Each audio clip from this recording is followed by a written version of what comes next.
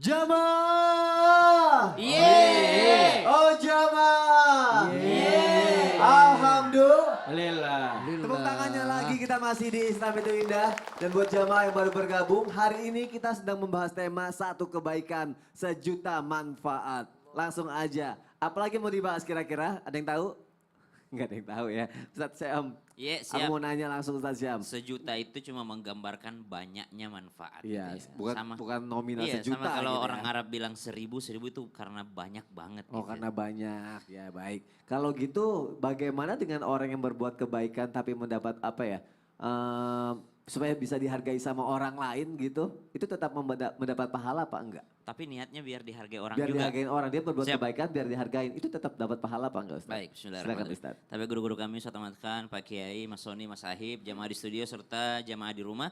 Al-Quran surah Al-Insyirah atau Alam Nashrah. أعوذ بالله من الشيطان الرجيم بسم الله الرحمن الرحيم ألم نشرح لك صدرك ووضعنا عنك وزرك الذي أنقض ظهرك ورفعنا لك ذكرك فإن مع العسر يسرا إن مع العسر يسرا فإذا فرغت فانصب وإلى ربك فارغب.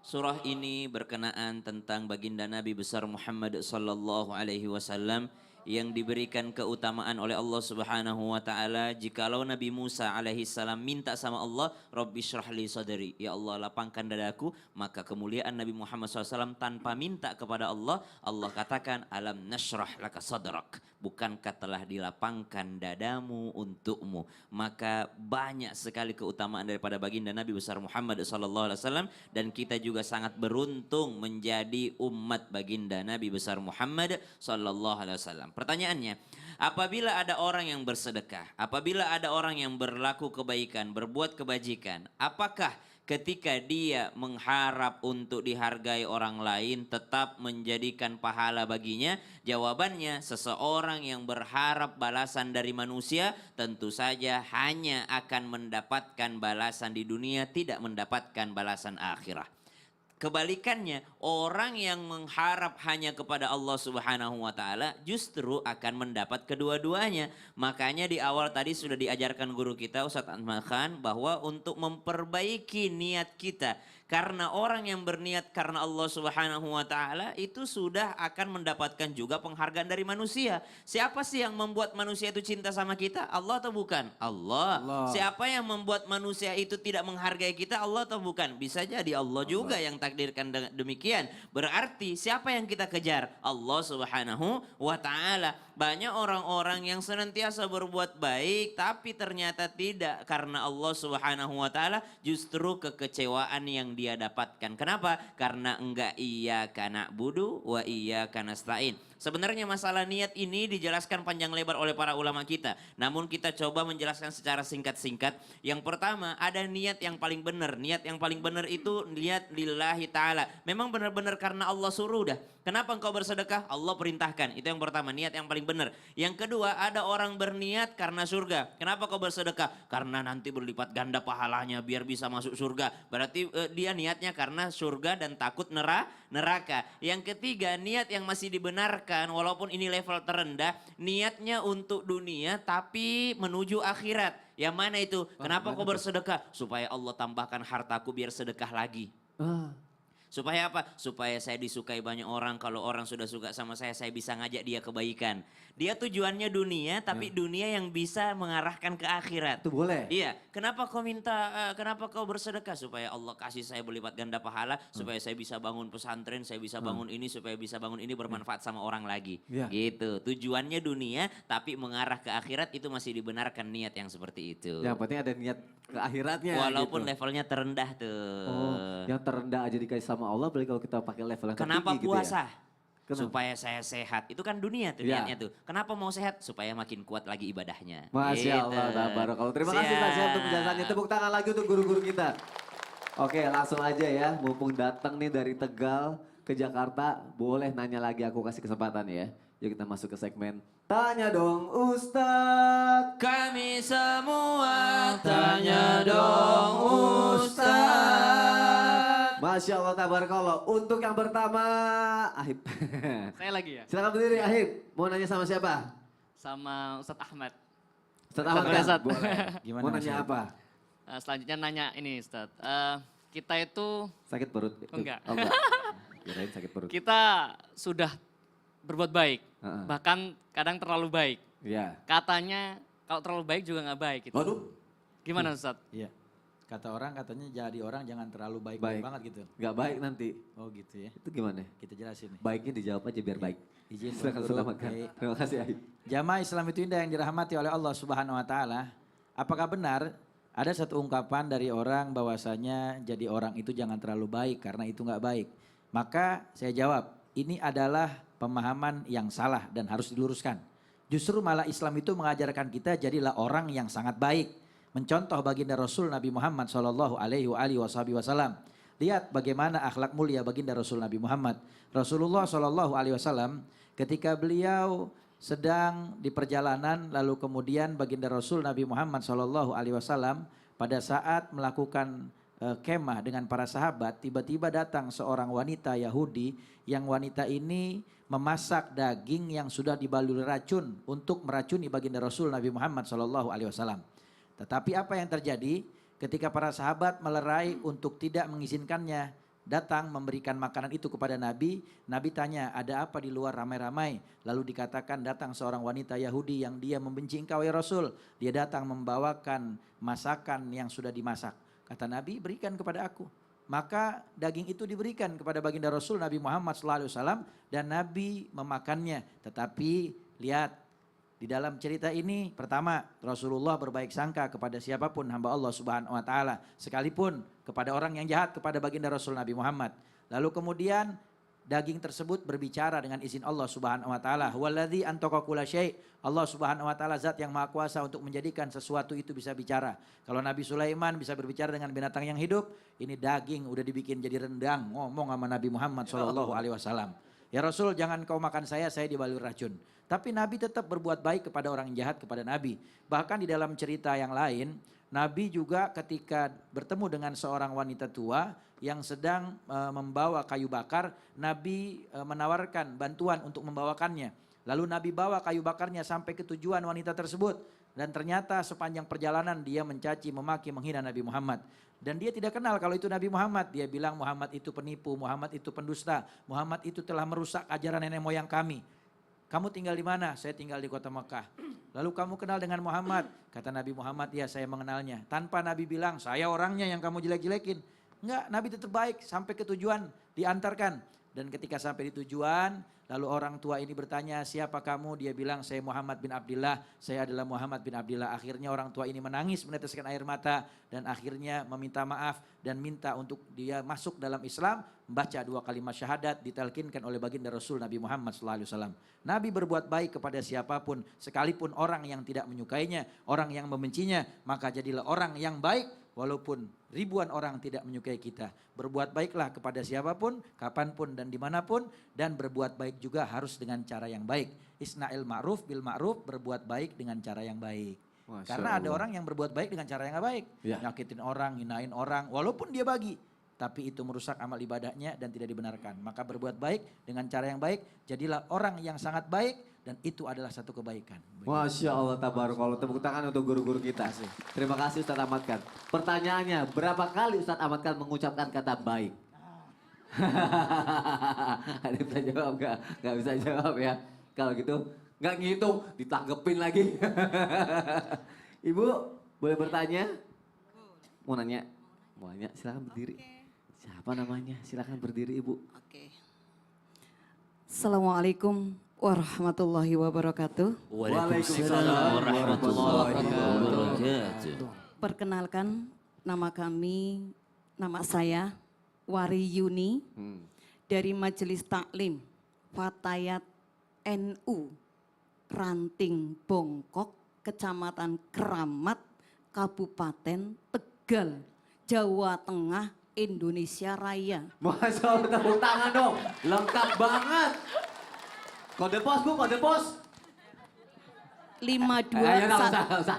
Nanya aja dah. titik. Mau nanya sama siapa? Saya mau tanya sama Pak Kiai Apa, Haji Kiai? Agus Dermawan. Dermawan. Boleh. Apa, Boleh silakan? ya? Boleh, silakan. Baik Ibu. Tanya dong Ustadz. Kami semua. Oh, ini yang tadi latihan dari jam 8 malam. Nggih. Pak Yai nyuwun Iya. ngapunten. Iya. Derek tanglet. Nah, Di lingkungan kami ya, tidak cuma satu agama Pak Yai. ya, Ada banyak non muslim juga. ya. Suatu ketika kami diberi makanan sama orang non muslim tersebut. Sebenarnya ada rasa was-was tuh, rasa takut. Nah, apa yang harus kami lakukan? Harus ditolak atau diterima. Iya. Takutnya nanti nggak enak sama yang ngasih. Kirain Itu makanannya saja. yang gak enak. Aduh. Matur nuwun Pak Ustadz. Assalamualaikum warahmatullahi wabarakatuh. Waalaikumsalam warahmatullahi wabarakatuh. Terima kasih Ibu sudah bertanya. Pak Kiai langsung dijawab. Baik Kak Sony, Silakan. ini sepejak-pejaane sing lali, isi pejaane sing eling lan waspada. Waduh, apa tuh? Nah, pokoknya ntar dulu ya. Oke. Ya apa? Kiai Syam, kemudian Ustadz Ahmad Khan dan Mas Ahib, Kak Sony, ibu-ibu ya. Begini, boleh. Kan ada ayatnya tuh bahwa kan ada ayat Bismillahirrahmanirrahim wa'budullaha wa la tusyriku bihi syai'a kan gitu. Dan ada di tengahnya itu wal jari zil qurba wal jari junub. Berbuat baik itu ya sembah Allah, kamu jangan berbuat syirik kepada sesuatu apapun, berbuat baik kepada kedua orang tua, kepada karib kerabat, kepada yatim, kepada fakir miskin, juga wal jari zil qurba. Berbuat baik itu kepada tetangga yang dekat, saudara kita. Jangan kita marah-marahan tibang perkara soal warisan, soal hal-hal yang kecil. Kan berbuat baik itu jangan ditunda-tunda. La tu'akhir amal yom ilal ghad. Jadi don't wait until tomorrow what you can do today. Jangan, apaan sih wes. Jangan kau tunda-tunda program hari ini berbuat baik untuk hari esok. Kenapa? Sebab berbuat baiklah kamu kepada tetangga dekat, wal jaril junub juga kepada tetangga yang jauh. Artinya kepada orang-orang yang bukan seagama Islam atau non muslim. Kalau ngasih kue ambil dong. Itu kue enak, itu dodol apa tuh? Dodol Imlek. Kan yang bikin juga orang-orang condet. Orang-orang kita. Enggak apa-apa. Berbuat baiklah kepada orang-orang yang terdekat kita maupun orang-orang yang jauh. Siapa tuh orang yang jauh? Ya orang-orang yang muslim non. Tapi ingat, babue bayi pado-padowi, babue jahe sekalipun can. Rancak Apalagi bana. itu?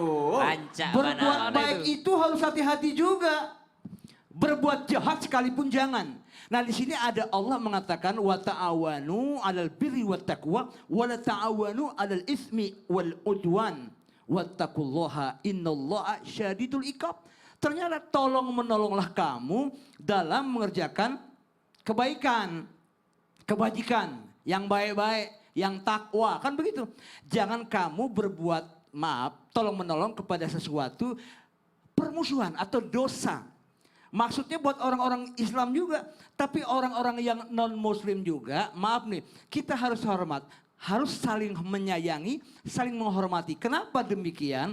Karena kita hidup di alam dunia ini simple, temporer, dan bukan, sorry ini Indonesia yang gemah ripah lonjenawi, toto tentrem kertora harjo. Indonesia bineka tunggal Ika. Biarpun beda-beda, tetapi tetap satu jua. Kalau timbang kita saling hormat, saling menyayangi, dan gerakan sosial, it's okay, no problem. Terima. Tapi hal akidah, hal ibadah nggak boleh. Lakum dinukum, Wali. lana a'maluna walakum a'malukum. Perbuatan kami ya kami, perbuatan kamu ya kamu. Tapi saya melihatnya Kak Sony, Ya. ini semua wajahnya wajah ahli surga. Semua. Amin. Amin. Karena ahli surga itu wajhun malihun, wajahnya berseri-seri. Saya lihat itu tuh habis baru di facial saya lihat. Oh. Wajahnya terang, Glowing. wajahnya glowing terang karena ada Lampu. Bukan karena pahala ternyata. karena ada hati yang bagus. Ya Masya demikian. Allah. Kak Sony. Terima kasih Pak Kiai. Boleh Baik. tepuk tangannya dong. Terima kasih jawabannya. Iya. Terima kasih Ibu sudah bertanya. Bagus sekali pertanyaannya. Masya Allah. Tabarakallah. Pak Kiai ini bisa berbagai macam bahasa. Abis ini mau pakai bahasa Afrika. Benar Pak Kiai ya? Enggak ya? Masya Allah. Benar di Condet kemarin bikin itu, dodol. Ada sih nitip sama saudara. Oh ya baik. Warga Condet soalnya Pak Ustadz Ahmad kan ya. Ibu boleh izin bertanya mau? Iya silakan berdiri. Siapa namanya? Assalamualaikum warahmatullahi wabarakatuh. Waalaikumsalam warahmatullahi wabarakatuh. Saya Ika Fitriani dari Majelis Taklim Fatayat NU Ranting Bongkok, Kabupaten Tegal. Tepuk tangan dong untuk Ibu Ika. Disupport dong temannya. Ayo mau nanya apa? Tanya dong Ustadz, Iya. saya mau tanya dengan Ustadz Ahmad. Pak Ustadz, tanya dong. Boleh silakan. Boleh silakan. Silakan, Ustaz. Pak Ustadz, katanya sedekah itu paling baik itu harinya itu Jumat Pak Ustadz. Terus apa kita harus nunggu hari Jumat dulu untuk bersedekah? Saking baiknya hari Jumat, Mohon tiap Jumat doang tuh. penjelasannya Pak Ustadz. Terima kasih. Terima kasih Ibu sudah bertanya. Terima kasih sekali lagi. Boleh silakan duduk. Wassalamualaikum warahmatullahi wabarakatuh. Waalaikumsalam warahmatullahi wabarakatuh. Jawab ya. Iya, Ustadz yang jawab. Jawabnya hari Jumat. Sekarang. Masa hari Jumat juga jawabnya. Sekarang dong. Jamaah Islam itu indah yang dirahmati oleh Allah Subhanahu wa taala. Apakah benar sedekah yang terbaik itu di hari Jumat? Lalu kenapa sekarang banyak bermunculan istilah sedekah Jumat, sedekah subuh dan lain sebagainya? Perlu kita ketahui bahwasanya bersedekah di jalan Allah Subhanahu wa taala itu tidak terkait dengan waktu, tidak terkait dengan tempat. Kapanpun dan dimanapun kita bersedekah di jalan Allah Subhanahu wa taala, maka itu adalah kebaikan yang akan beroleh pahala dari Allah Subhanahu wa taala. Hanya saja, kenapa banyak orang yang bersedekah di hari Jumat? Karena satu ketika pada saat baginda Rasul dengan Nabi Muhammad SAW, beliau kumpul dengan sahabat, tiba-tiba Nabi menceritakan segala macam keutamaan hari Jumat. Dan salah satunya Nabi SAW menjelaskan bahwa inna fiha sa'atun la yuwafiquha abdun muslim yas'alullaha ta'ala ila atauhu iyah. Nabi Muhammad ketika menjelaskan hari Jumat, Nabi mengatakan bahwasanya di dalam hari Jumat itu ada 1 kali 24 jam sehari semalam yang di dalamnya terdapat waktu yang diijabah oleh Allah Subhanahu wa taala. Ketika seorang hamba beramal, amalnya diterima. Ketika seorang hamba berdoa, doanya akan dikabulkan oleh Allah Subhanahu wa taala, dan itu ada di hari Jumat. Makanya kenapa zaman sekarang banyak orang yang sedekah Jumat yuk. Karena satu, di dalam waktu hari Jumat itu ada ijabah dari Allah Subhanahu wa taala. Amal akan diterima dan juga doa akan dikabulkan. Itu yang pertama. Yang kedua, kenapa banyak bikin sedekah di hari Jumat? Karena di hari Jumat adalah Sayyidul Ayyam, pimpinan dari semua hari yang ada yang diciptakan oleh Allah Subhanahu wa taala. Lalu kenapa banyak orang yang bersedekah di hari Jumat? Karena biasanya di hari Jumat itu berkumpul banyak orang-orang seperti sholat Jumat. Makanya ada yang bikin sedekah Jumat yang dibagikan di tiap masjid untuk orang-orang yang hadir sholat Jumat. Dan biasanya ketika di hari Jumat juga banyak fakir miskin yang sudah ngantri di luar-luar masjid untuk meminta sedekah kepada orang-orang yang keluar dari sholat Jumat. Makanya mereka juga kebagian dengan sedekah Jumat. Inilah kemuliaan bersedekah di jalan Allah Subhanahu wa taala. Ada juga yang bilang katanya sedekah subuh, ya. Kenapa sedekah subuh? Karena di dalam satu hadis baginda Rasul Nabi Muhammad SAW beliau mengingatkan bahwasanya setiap datang waktu pagi, maka malaikat Allah Subhanahu wa taala berdoa, Allahumma a'ti munfikon kholafan wa'ti mumsikan talafan. Ya Allah, siapa saja hamba Allah Subhanahu wa taala yang bangun di waktu pagi, dia bersedekah di jalan Allah Subhanahu wa taala, maka jadikanlah hartanya berlipat ganda. Dan siapa orang yang bangun di waktu pagi dari hamba Allah Subhanahu wa taala, dia pelit, maka niscaya jadikan hartanya habis, hartanya binasa, hartanya blangsak, ya, hartanya bangkrut. Makanya jangan jadi orang pelit. Kalau kata orang Betawi nih, ya, orang Betawi bilang perut sembelit, ya, bikin melilit. Perut Artinya? sembelit, cakep dong. Oh ya, oh ya. Perut Makasih. perut sembelit bikin Ini pantun. melilit. Cakep. Lagi pantun, Kiai. Pantun. Pantun ya. Oh iya iya. Perut sembelit bikin melilit. Cakep. Cakep. Mikirin utang tambah sulit. Cakep. Jadi orang kagak boleh pelit. Cakep. Orang pelit kuburan sempit. Ya, jangan pelit, tepuk tangan untuk guru-guru kita. Itu Kak Sony jangan bilang cakep. Oh Astagfirullahaladzim. iya ya. Itu. Oh iya, padahal dibilang kuburan yang sempit ya? Utang. Tuh gara-gara dipuji cakep jadi bilang-bilang cakep aja semuanya. Ya Allah, Ibu nanya ya? Nggih, silakan, namanya siapa? Assalamualaikum warahmatullahi wabarakatuh. Waalaikumsalam warahmatullahi wabarakatuh. Perkenalkan, nama saya Siti Nur Afia dari Majelis Taklim Fatayat NU Ranting Bongkok, Kramat, Tegal. Tepuk tangannya dong biar lebih semangat. Silakan, mau nanya apa? Tanya dong Ustadz. Iya. Saya di sini akan bertanya kepada Ustadz Sam. Saya di sini akan menjawab pertanyaan Siti Sebelum- Afiah. Baik, saya di sini akan Siti Nur mendengarkan. Afia, Pak Ustadz. Siti ngapunten. Nur Afiah. Nggih. Nggih. Pemberian nama dari Abah. Masya Allah. Almarhum, nggih. Ngapunten sebelumnya tadi saya sempat bergetar ya karena Pak Ustadz tadi setiap berceramah ngaji. Jadi saya sempat kepikiran dengan Abah. Karena Abah sebelum meninggal itu setiap saat habis sholat, alhamdulillah ya Allah selalu membaca Al-Quran. Allahumma ufir lahu warhamhu wa'afihi wa'afu anhu. Amin. Matur nuwun, nggih. Kembali di sini saya akan bertanya, apakah dengan memberi ilmu Ya. itu sudah termasuk kita memberi bersedekah, bersedekah makanan ataupun barang. Ampun, Dengan hanya matur memberi nuwun. ilmu. Nggih. Masya Allah. Nggih. Wassalamualaikum warahmatullahi wabarakatuh. Waalaikumsalam warahmatullahi wabarakatuh. Terima kasih Ibu sudah bertanya. Saya di sini akan mempersilakan Ustadz Syam Saya untuk di sini menjawab. akan segera memulai karena waktu saya sudah hampir Baik, habis. silakan. Al-Quran surah Al-Mujadilah ayat 11. A'udzu billahi minasy syaithanir rajim. Ya ayyuhalladzina amanu idza qila lakum tafassahu fil majalis إذا قيل لكم تفسحوا في المجالس فافسحوا يفسح الله لكم وإذا قيل انشزوا فانشزوا يرفع الله الذين آمنوا منكم يرفع الله الذين آمنوا منكم والذين أوتوا العلم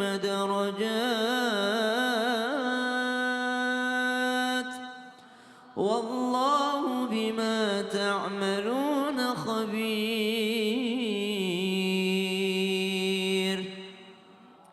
Apakah bersedekah ilmu itu sama ataupun bahkan lebih baik dibandingkan sedekah makanan ataupun barang? Suatu ketika Sayyidina Abdullah bin Mas'ud di usia senjanya radhiyallahu anhuma ardahuma, di usia senjanya beliau memiliki harta yang begitu banyak. Namun di usia senjanya beliau membagi-bagikan semua harta tersebut sehingga orang-orang yang ada di sekitar beliau ini merasa khawatir akan anak-anaknya yang banyak.